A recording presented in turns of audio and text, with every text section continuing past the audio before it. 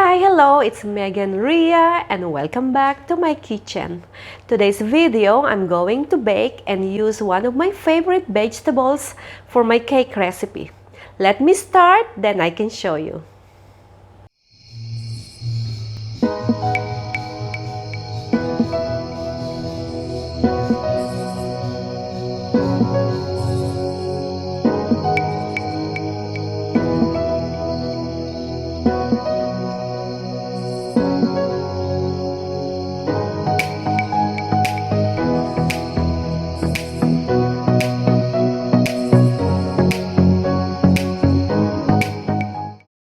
So here are all my main ingredients. The parsnip, already grated. The flour, I use the whole wheat flour and the normal flour. And I'm going to use the olive oil instead of butter or instead of vegetable oil. And for the sugar, I like to use the brown sugar instead of white sugar. And the 3 eggs. And the baking soda, baking powder, and the cinnamon. And the vanilla. And I have here optional. Once you know the recipe, you can add something else. So I'm going to add, this is the optional, I'm going to add the apricot and the walnut. So these are all my main ingredients.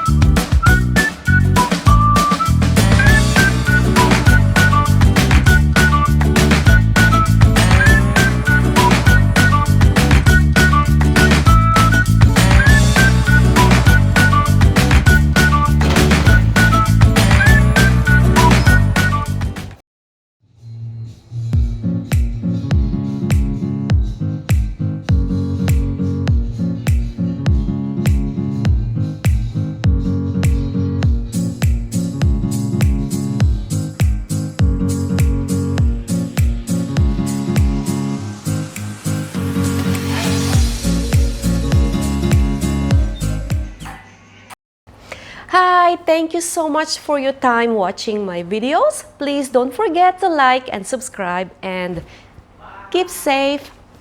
Bye!